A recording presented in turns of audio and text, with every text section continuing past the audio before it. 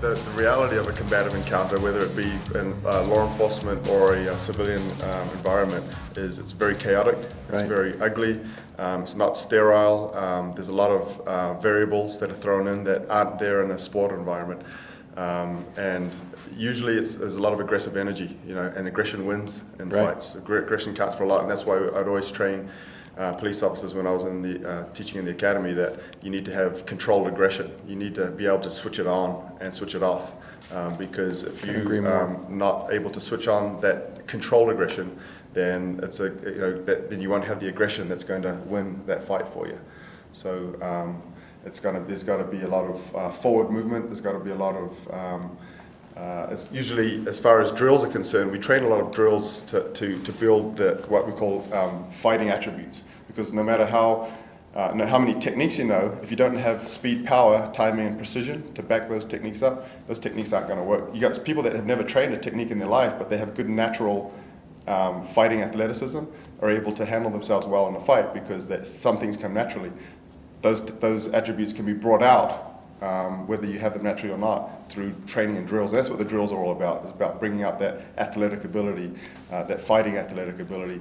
But techniques supplement those. So techniques won't work without that ability, and those abilities can be maximized by having some good solid techniques to use them on with. Awesome. 21st. Of what month? This month. Well, I'm going to be in Iraq. Oh, you're heading home soon? Well, I'm going to Iraq, back to Iraq Friday. Oh, okay, I didn't know that. I thought you were here for Christmas. No. Oh, that sucks. Nope.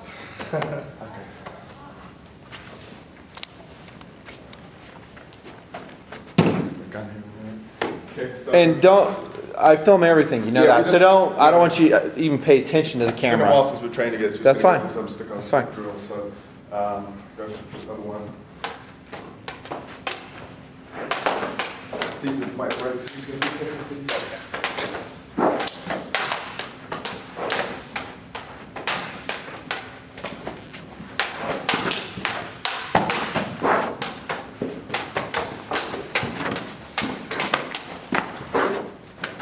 Pull them over.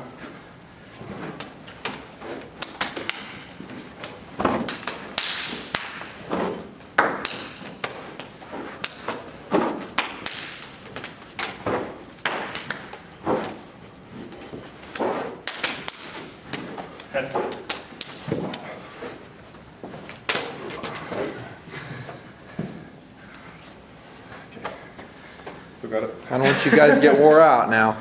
You got a lot of work to do. Do who but?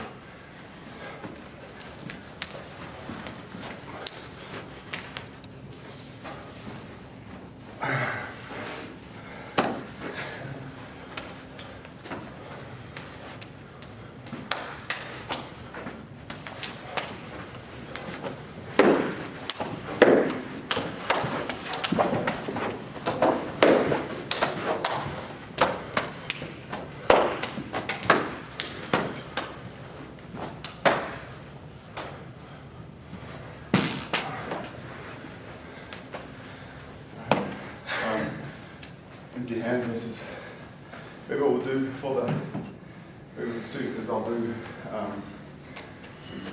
so maybe through a punch or something like that.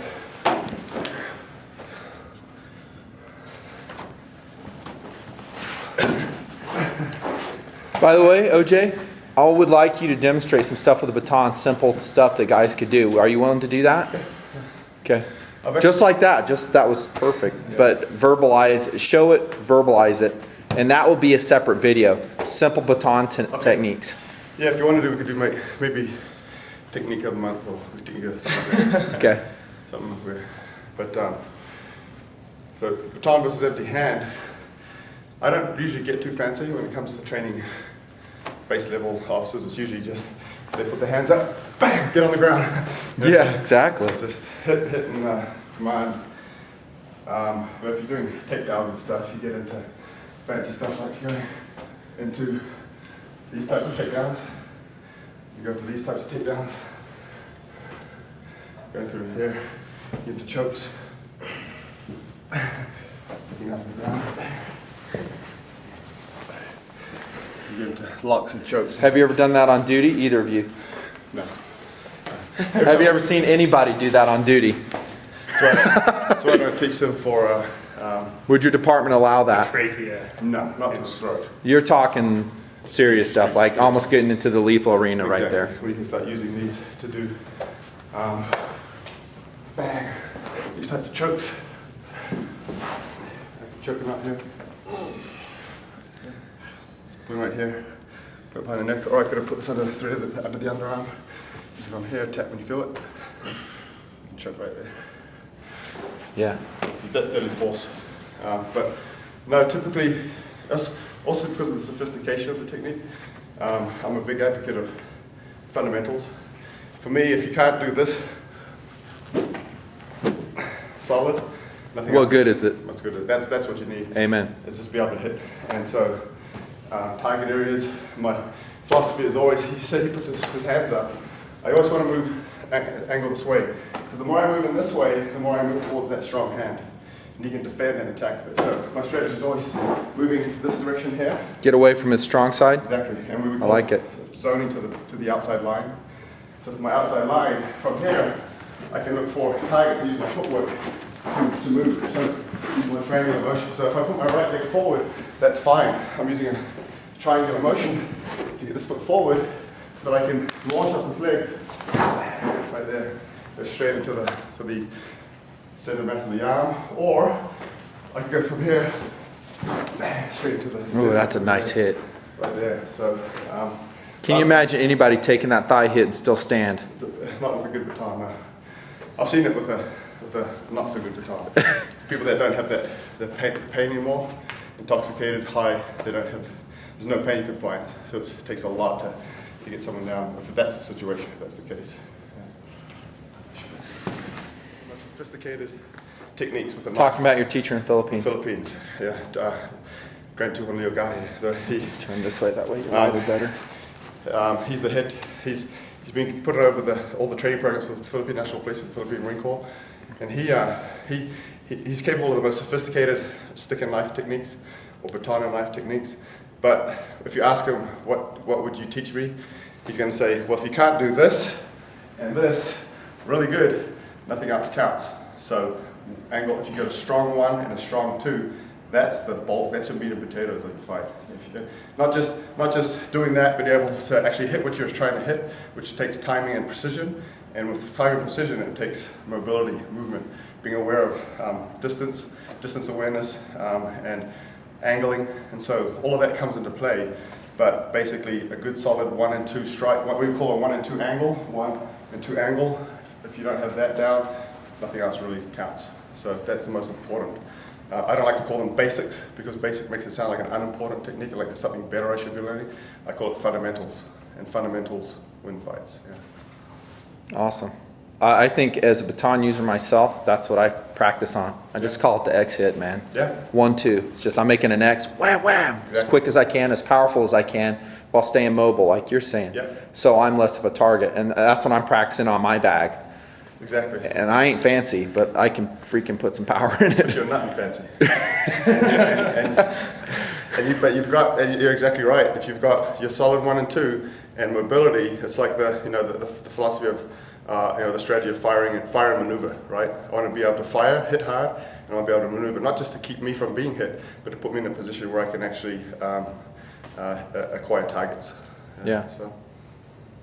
So that's basically, I'm using my footwork, whether it's moving this direction, whether it's shuffling this direction, or what we call moving to a false lead position. This is a true lead position. If I'm going to a false lead position now, I'm going to a right foot forward. I can do that subtly. He may not even see. My upper body doesn't change, but my legs change. Now I've got my right leg forward. Okay? So I'm here. Okay? He may not see, but my legs change. And if he's focusing on my upper body, he doesn't see that now I'm in a position where I can launch off this front leg and deliver the strike. I can do a lot of range. I'm at a safe distance right here. Okay? He can't reach me with any of his weapons, his natural weapons. Okay? So from here, it takes one step here, and then I, from this position, can launch easily into position to deliver a strike. So I'm staying at a safe distance, but I'm looking for the opportunity to deliver that strike. What if he closes with you? You're going to maintain your distance? Good. If I have that's going to be optimal because with a baton, distance is to my advantage now. I have a longer weapon than Right. he has. But that's not, so that's the optimal strategy. Environmental factors may inhibit that. If there's a wall, something like that. So yes, I want to try and he can move forward faster than I can move backwards. It's just and vice versa. Okay, but so I'm not going to try and move backward if he moves forward. I'm going to try and use my angles and step offline. Basically, move my angles and step offline. Because if he comes in at me, bang, I want to be able to. If I was to move backwards, he's going to catch me, right? And you're gonna fall. And I'm going to fall, exactly. I'm not in a balanced position, so I need to be able to angle to get offline of his attack. That's a very common martial arts philosophy. A lot of martial arts teach it. It's how you do it is what sometimes makes the difference. I like it.